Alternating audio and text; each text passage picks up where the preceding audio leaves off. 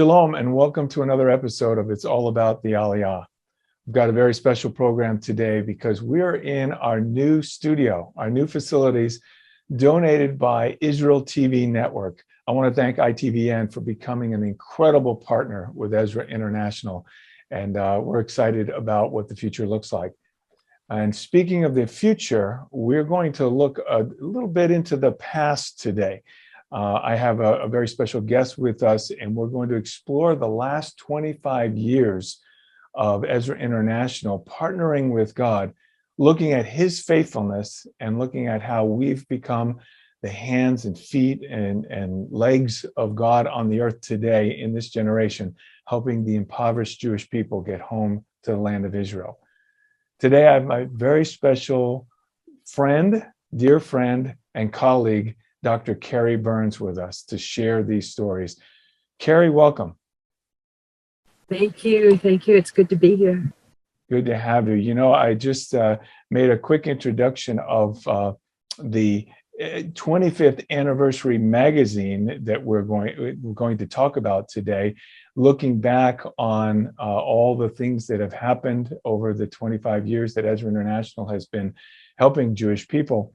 And really what happened with you in all of this is we were compiling information and doing interviews, and you were doing research, looking at old newsletters. You became the storyteller really for this magazine. So can you tell our audience a little bit more about that, how that went down and how you felt about it? I am a storyteller. I love history. And so this project was given to us, was handed to us saying, let's look at our 25 years of history and let's see where we've been and look at all the ways in which God has been faithful. So I'm trained as an historian. And so let's go to the sources. So one of our colleagues, Reverend Barry Wagner, had a huge binder, rings this big, with every single newsletter that Ezra has put out in the last 25 years. So, okay, let's start with that. So went through the binder, read every single article, started taking notes, started organizing, started seeing themes. I was interested in the origin, the beginning of when, when the first Jewish family left from, say, Ukraine, or when one of our colleagues first joined the team, or when Reverend Barry Wagner took his first group to Ukraine as a fishing trip. So I started organizing my notes by reading those newsletters. And newsletters, they're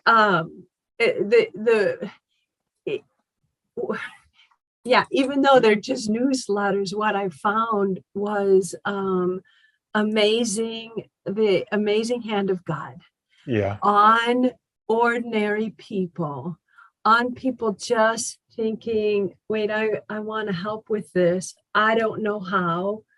I don't know how to get involved. I don't know where to plug in.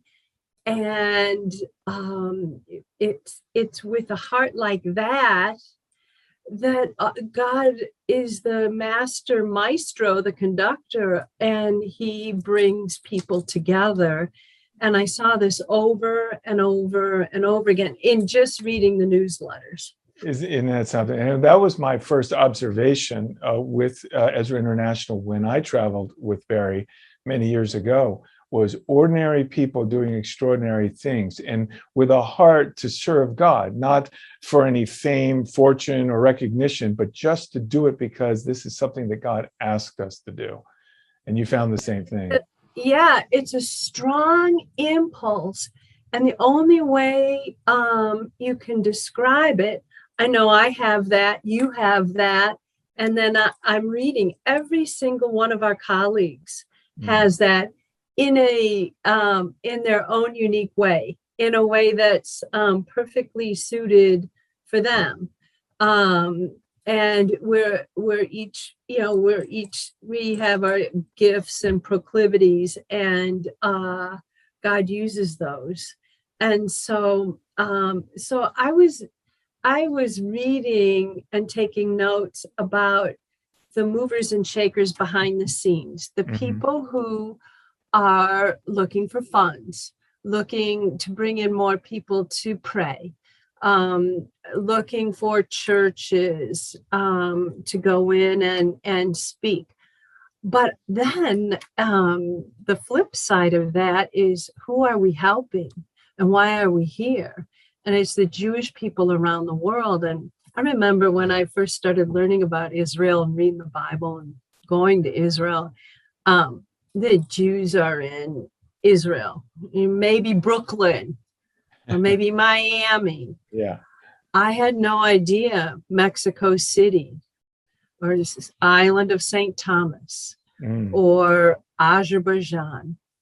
Now I do. And, so it's seeing, I started seeing through these newsletters, individual stories of families and individuals of all walks of life, mainly poor people, right. Educated poor people. Yeah, I was going to say that probably surprises many in the West about, these individuals could be doctors or have very professional careers, but be completely poverty stricken because of the economies and the culture of the countries that they're living in. They don't make money. There's no money, and they're educated and they're willing and they're hardworking and their values are exemplary. And so tracking their stories and seeing what they overcame in order to so that their feet are standing in Jerusalem or in Tel Aviv or on the land of Israel. So there were kind of two streams that I was tracking, theirs and ours and theirs, and they're intertwined. And so that was really cool with the newsletters. But then we took it a step further. And I know you and our colleague Pat Frame, and maybe there were others who started interviewing people and putting it on videotape or audio. Yeah. And then I was given the transcripts. And so I combed through those and found nuggets of personal, poignant, beautiful places where God touched hearts, and it might not seem much to the average person, or you're thinking, oh, okay, so let's see, what was one example, Okay. praying for Tell you what, we need to take a break, so why don't you save one of those examples or many of those examples for after when we come back. This is a good time to pause for this quick 60-second commercial, and we'll be right back. What if Abram didn't leave Ur of the Chaldees when God called him? What if Moses refused to go to the Pharaoh asking for Pharaoh to let his people go? What if Joshua had not led the children of Israel into the Promised Land? What if Cyrus did not issue his decree? What if Esther did not use her position with the king for such a time? What if Daniel did not pray in Daniel 9? What if Nehemiah did not rebuild the walls of Jerusalem? What if we don't respond to God's call to the Gentiles? You can be a part of God's prophecy being fulfilled today. Stand with Ezra International today, before it's too late. All right, welcome back. And just before the break, Carrie was sharing her experience in collecting stories from representatives in our leadership of Ezra International. So I want to give her an opportunity now to share some of the things that you'll find in this 25th anniversary edition of the magazine that you'll find on our website, and we'll talk more about that later. But Carrie, why don't you go ahead and give us some examples of what our viewers could find in this magazine? Well, the stories, like there's a story about you, for example. And when we started sharing how we got involved in this work, you told the story of having to do a book report as a kid. And so you go to the library and you're looking, and you're just a boy, you're just a kid, and in your hands you held a volume of all places about Baba Yar, about the ravine, where the just thousands upon thousands of Jewish people were shot and killed in this ravine in Kiev. And that, at looking back, that was a foreshadowing of what you were going to devote your life to, is saving the people that were shot and thrown in that ravine. Yeah, it was motivation, and I know each of us has shared stories of similar sparks of motivation that brought us to the place we are today. Our friend and co-laborer, Becky Brimmer at Bridges for Peace, her dad and her prayed and helped the refuseniks in Russia. This was before the Berlin Wall came down. And so this was an activity she did with her dad. And this was something they did together to for justice and goodness and all their prayers. Well, the prayers of Christians helped bring that Berlin Wall down. We know it was Gorbachev, Reagan, Thatcher, Pope John Paul, but we know also that it was the prayers of God's people. So, let's the Iron Curtain, pull it back, the Berlin Wall, take it down, and let's have freedom here. And that's one of the things we write about in this document. Start at the beginning. People praying according to God's will. They knew that God said that there would be a day when people would come from the land of the north. The Jewish people would come home from the land of the north, and so they prayed in line with God's will that Iron Curtain would come down. Yes. So you'll see an article about that in our 25th anniversary magazine, which, by the way, right now is in PDF form. And it's on our website, on the Ezra International website. So you can just click on it. Yes. And it's about 50 pages with lots of color and these stories. But this is one of the stories. Start with the Berlin Wall coming down, because that then opened the way for us to go in, us meaning Christians, and Jewish families to start comany out. It's a perfect example of all of history being his story. Many people think that these events that have occurred, many like you and I in our lifetime, many think it's maybe just scattered events, unconnected events, but no, these are part of the greater picture, part of the puzzle that God is unfolding for us right before our eyes. And if you know where to look in Scripture, you know that this is his hand.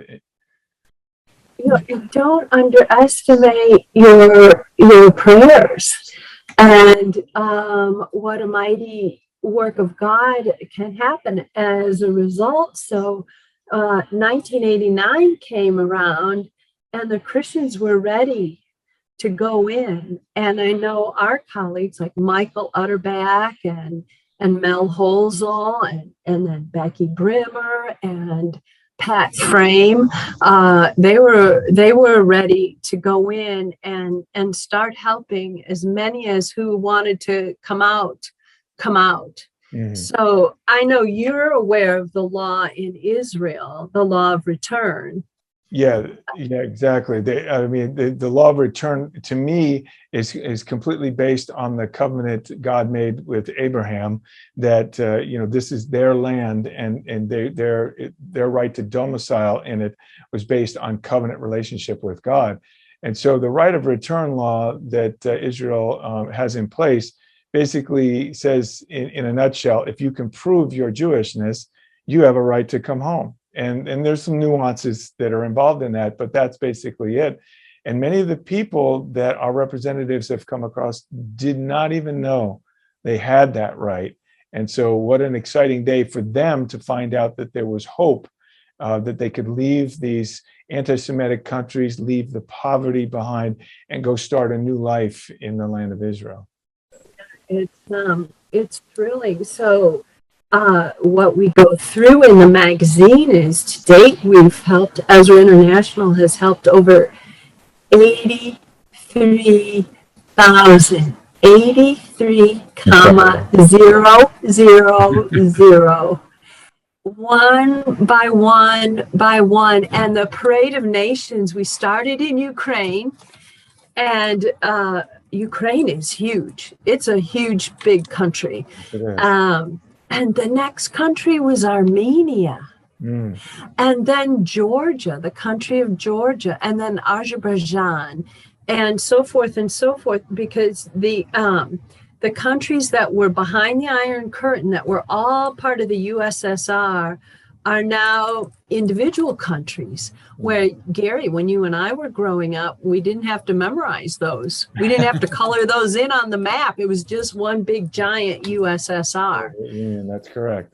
And now we refer to it as former Soviet Union countries. And there's Jewish families. There's Jewish families in Siberia.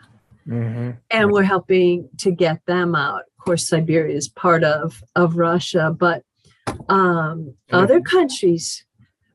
Oh, go ahead. I was going to say, if you've noticed the numbers lately, I know we get reports each month, and Russia has exceeded Ukraine lately over the course of last few months, which was surprising. Ukraine had led the way for many years.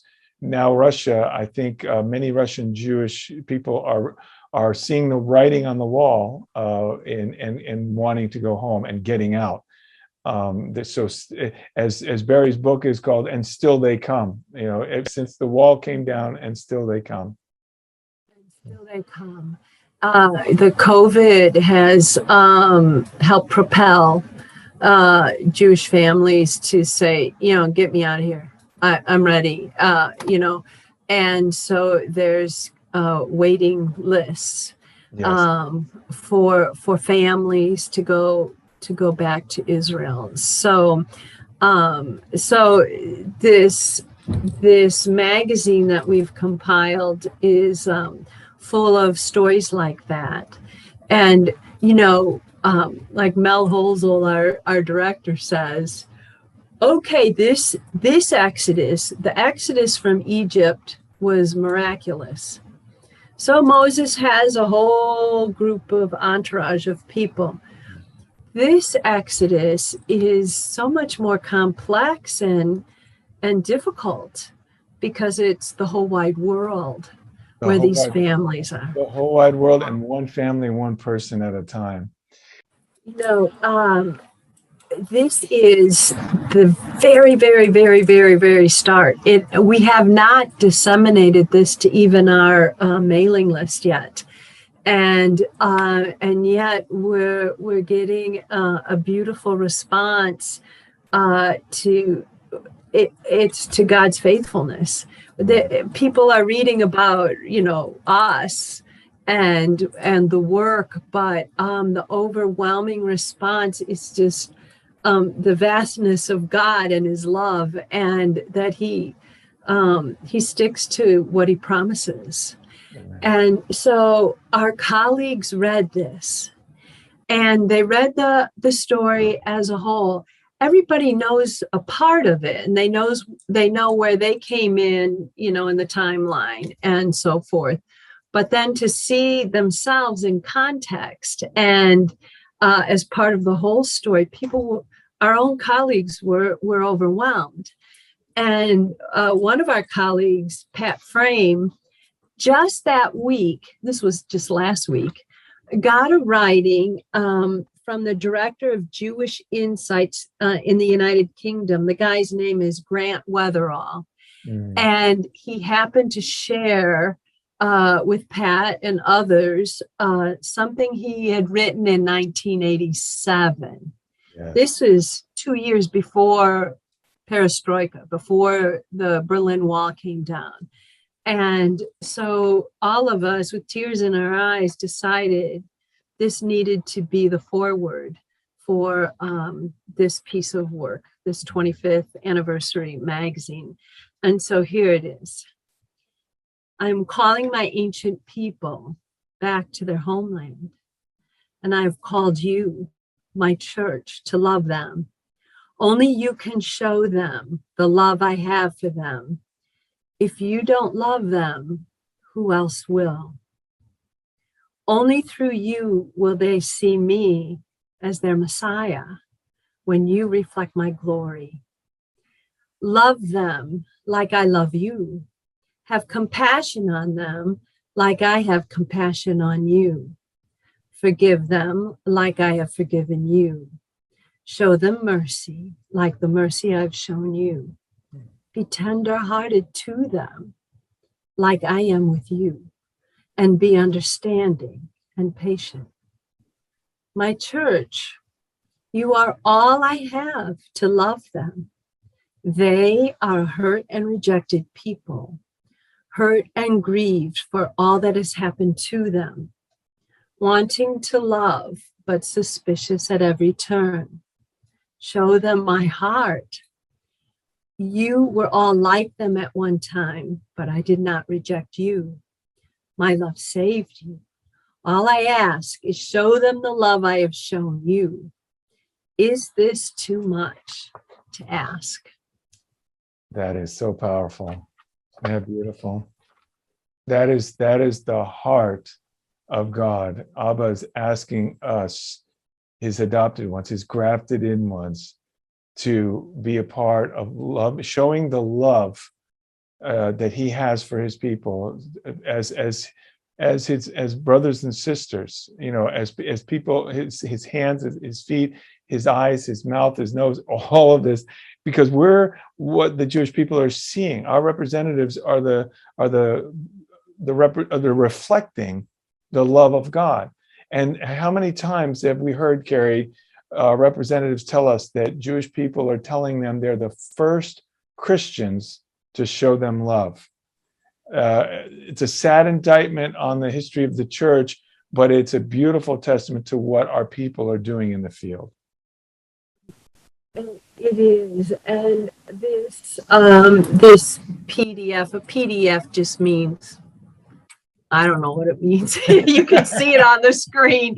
You can print it out if you want to, but it's in the computer. We'll make a few copies to give to people and maybe to sell later down the road. But one of the women who prays for me and my role in all of this, asked to see this. So I shot it to her, and she sent me a text saying, I've been mesmerized on page 25 now, devouring every word. Yes, this will stir great interest and generosity funneling to Ezra. It's a beautiful piece. The colors, the flags, the vision, the numbers touched. It's completely fantastic. Oh, that's beautiful.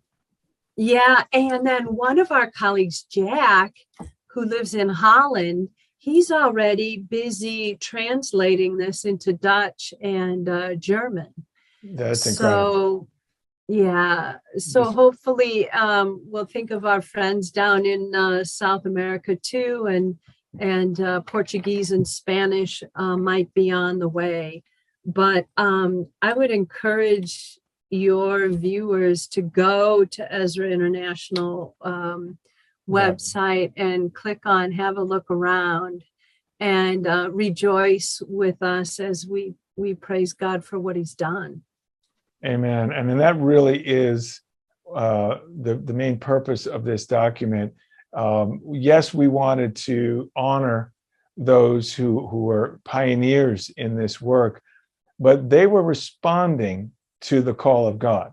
And it's God who promised these things, thousands of years ago, and has shown his faithfulness throughout all of these centuries. And our colleagues have responded, we have responded, and everyone out of you who are watching today, who've given to Ezra International, are part of this response, reflecting the love of God to the Jewish people, to his chosen ones. And that's a beautiful thing. What was so neat is the year this was written, in 1987, God's Call to His Church, the little piece I just read, he wrote that in 87. That was the year our director was going to do himself in. He wasn't a Christian. He God, he couldn't do it. He couldn't pull it off. And God saved him in more ways than one. Yeah. And it was the same year he had ideas that he is supposed to help the Jewish people. And so, no matter where you are in your walk, or maybe you haven't started walking with God yet, let him have at you. Yes. Because look what could happen. Amen. I wish we could go on, Carrie. We're running out of time. I just want to encourage all of our viewers. I want to read to you or remind you of a quote that I've often I find it part of my life, and that's Abraham Joshua Heschel, who said, "The categories of the Bible are not principles to be comprehended, but events to be continued." And so, as we've looked to the past and we've witnessed the faithfulness of God, it just reminds us that these events have to go on. We have to continue until every Jewish person finds it home, their home in Israel. And we can only do that with your help. So as that letter that you wrote said, is that too much to ask? Is it too much to ask for we, his grafted in ones, to show his love to the Jewish people? So thank you so much, Carrie, for being with me today. Thank you to all of you for joining with us, and we hope to see you next time. Shalom.